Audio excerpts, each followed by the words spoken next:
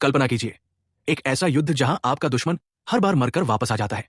यह था देवताओं और असुरों का सबसे बड़ा संकट। एक तरफ थे अमर होने वाले असुर, दूसरी तरफ हार से टूटते देवगण। इस असंभव लड़ाई को पलटने के लिए देवों ने अपने सबसे बुद्धिमान शिष्य को भेजा, एक ऐसे रहस्य को चुराने जो सिर्फ एक गुरु के पास था। कहानी है कच्छ, देवयानी और अमरत्व दिलाने वाली संजीवनी विद्या की। असुरों के गुरु शुक्राचार्य के पास थी वो गुप्त शक्ति, संजीवनी विद्या। ये विद्या मृत को जीवन दे सकती थी। हर युद्ध के बाद शुक्राचार्य अपने शिष्यों को जीवित कर देते। देवों के पास कोई उपाय नहीं था। तब देवगुरु बृहस्पति के पुत्र कच्छ ने शपथ ली। उनका मिशन साफ था, शुक्राचार्य के पास जाओ, सेवा करो, और चाहे जो हो जाए ये विद्या सीख कर वापस आओ। कच्छ ने एक साधारण शिष्य बनकर शुक्राचार्य के आश्रम में प्रवेश किया। वर्षों तक उन्होंने गुरु की निस्वार्थ सेवा की। गुरु की पुत्री देवयानी कच्छ पर मोहित हो गई। देवयानी के स्नेह ने उन्हें आश्रम में सुरक्षित रखा। असुरों को जल्द ही कच्छ के असली इरादे पता चल गए। उन्होंने कच्छ को कई बार मारने की कोशिश की। पहला वध, असुरों ने कच्छ को मारकर टुकड़े टुकड़े कर दिए और जंगल में फेंक दिया।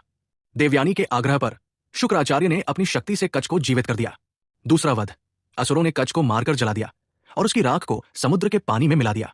देवयानी के अनुरोध पर शुक्राचार्य ने फिर से उसे जीवित किया। लेकिन तीसरी बार असुरों ने सबसे भयानक चाल चली।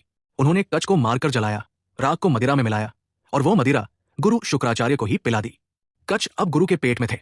अब शुक्राचार्य के सामने धर्म संकट था। शुक्राचार्य ने गुरुधर्म निभाया।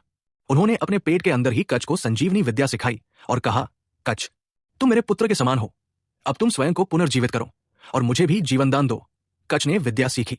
उन्होंने गुरु का पेट फाड़कर बाहर जन्म लिया और तुरंत संजीवनी विद्या का उपयोग करके अपने मृत गुरु शुक्राचार्य को वापस जीवित कर दिया। विद्या देवताओं के हाथ में थी। मिशन पूरा हुआ। पर जब कच्छ ने देवयानी से विवाह करने से इनकार कर दिया तो प्रेम में ठुकराई गई देवयानी का क्रोध भड़का। देवयानी का श्राप, तुमने मेरे पिता से प्राप्त की हुई विद्या को ग्रहण करके अब मुझे त्याग रहे हो, इसलिए तुम जिस विद्या, संजीवनी विद्या को प्राप्त किए हो उसका प्रयोग तुम कभी भी अपने लिए नहीं कर पाओगे। कच्छ शांत रहे, पर उन्होंने भी देवयानी को प्रतिश्राप दिया। कच्छ का प्रतिश्राप, तुमने क्रोध में आकर धर्म का पालन नहीं किया, इसलिए तुम्हारे जिस कुल में विवाह होगा उस कुल में तुम्हें कभी भी सुख नहीं मिलेगा। संजीवनी विद्या तो देवताओं को मिल गई, लेकिन कच्छ ने अपने लिए एक महान त्याग किया। देवयानी के श्राप के कारण कच्छ स्वयं विद्या का प्रयोग नहीं कर पाए, पर उन्होंने ये ज्ञान देवों को देकर उनके अमरत्व को सुनिश्चित किया। देवयानी का विवाह राजा ययाति से हुआ, पर कच्छ के श्राप के कारण उनका वैवाहिक जीवन अशांत रहा। यह कहानी सिखाती है कि ज्ञान का मूल्य स्वार्थ से कहीं अधिक होता है। क्या आपने ये कहानी पहले सुनी थी? नीचे कमेंट में यस या नो लिखकर बताइए। तो इस वीडियो को लाइक, शेयर और सब्सक्राइब करें ताकि ऐसी और प्रेरक कहानियां आप तक पहुंचती रहें केवल एंटरटेनमेंट गुरु पर। और अगर आप कोई सुझाव देना चाहते हैं तो नीचे कमेंट सेक्शन में जरूर लिखें।